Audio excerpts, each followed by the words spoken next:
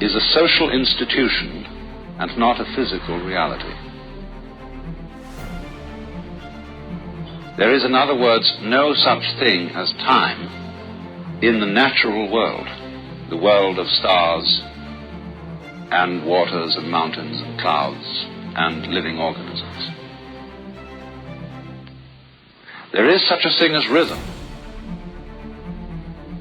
Rhythm of tides, rhythm of biological processes. But time as such is a social institution. In the same way that language is, that number is, that concepts are,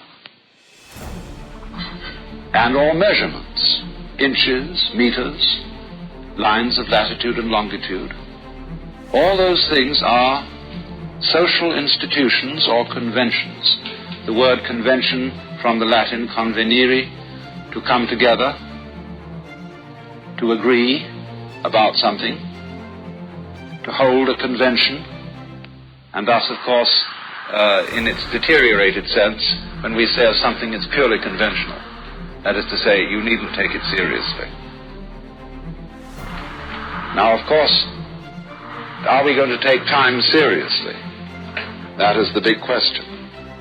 And it depends what you mean.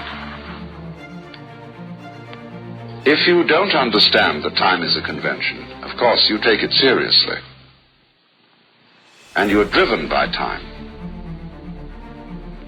Time is money. Time is of the essence. And we do, don't we, live in a culture, or a complex of cultures in the Western world, where we are literally driven by time.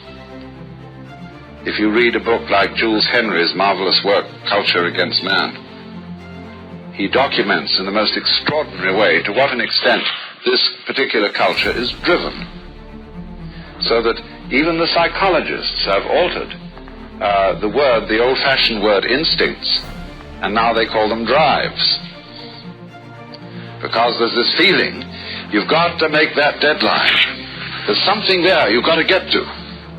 And people feel driven even when, supposing something's going to happen. You've got an appointment coming up. And some people find that in a strange way unsettling. They're so either eager to make this thing or so anxious about it that in between time they can't do anything else. They're incapacitated until it happens, until the blessed event or whatever it is occurs.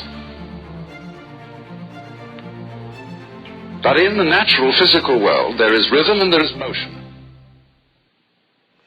And time then obviously is a way of measuring motion by comparing motion with some sort of constant. Now the constant in the question of time is a circle,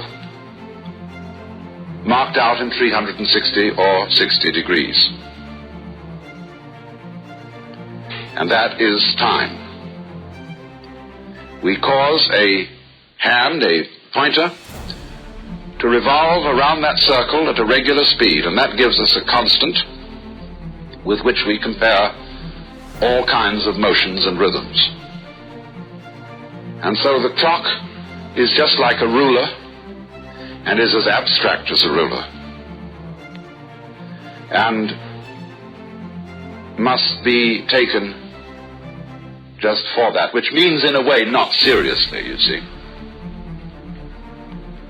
That doesn't mean, of course, that you say, well, from now on we're going to melt down all clocks and use them for something else. Because conventions, social institutions, are very valuable. Corresponding to the watch, there is the compass.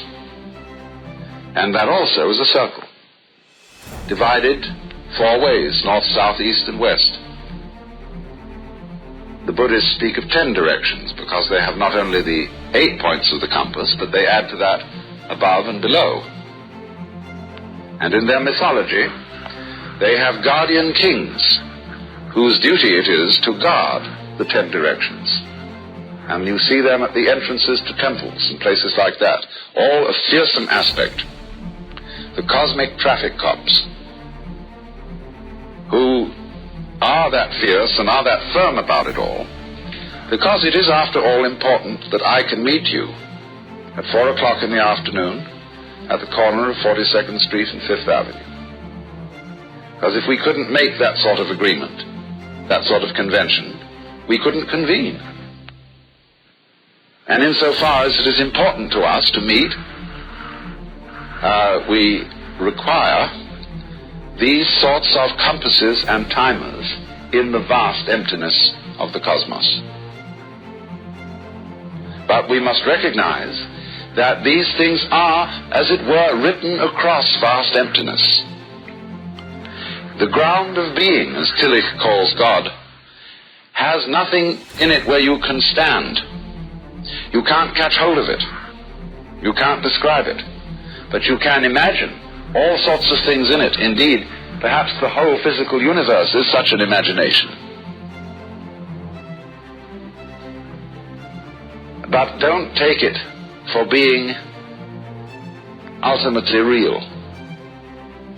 There are, of course, sort of gradations of reality.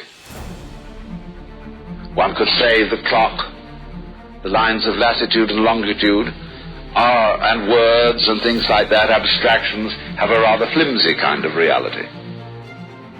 Next in order will come, of course, what we call ordinarily the physical world. We say, well, that's material, that matters. And so it has a little harder kind of reality. And most people stop there and they think there's nothing at a deeper level than that. And that's simply because of the limitations of man's of consciousness, of his conscious attention. Conscious attention is so worked out that it tends to ignore all constants. In other words, when you move from the Middle West and come and live in California, at first when you get here you think, oh, this is a fantastic place, see? It is so beautiful and so lush and so on. And you stay here after a while, and in a few years you start taking the place for granted, because it's a constant stimulation of consciousness. Also, for example, when you're listening to recorded music, there is always a kind of electronic hum. But we screen that out and ignore it. And so it becomes unconscious. Well, so in a similar way, there is what you might call a continuum, a something or other, in which all physical phenomena exist. And you ignore it unless in some way or other you can make it hum. And so various practices like performing yoga exercises or Zen meditations or certain kinds of chemicals can cause your entire sensorium to hum. And this draws your attention to the ground, the background of everything that you're perceiving which you ordinarily ignore. I think there is going around an entirely new religion called Hum.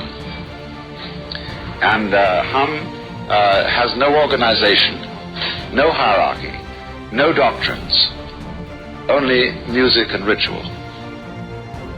And just hum. If anybody asks what's it all about, they say, well, come and see. Come and hear, come and hum. That would be kind of nice to have something like that. I don't know whether it exists or not, but it ought to. But at any rate, the continuum in which everything occurs is, of course, basically what you are. Only because we get absorbed in details, we forget all about it. Deep down, far, far within yourself, you know very well indeed that you are that.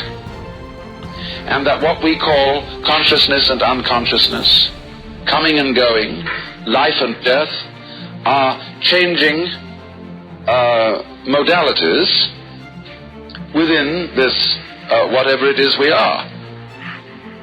And your identities come and go, your forms, your bodies, your this, your that, it's all oscillating like everything oscillates. It wouldn't hum if it didn't.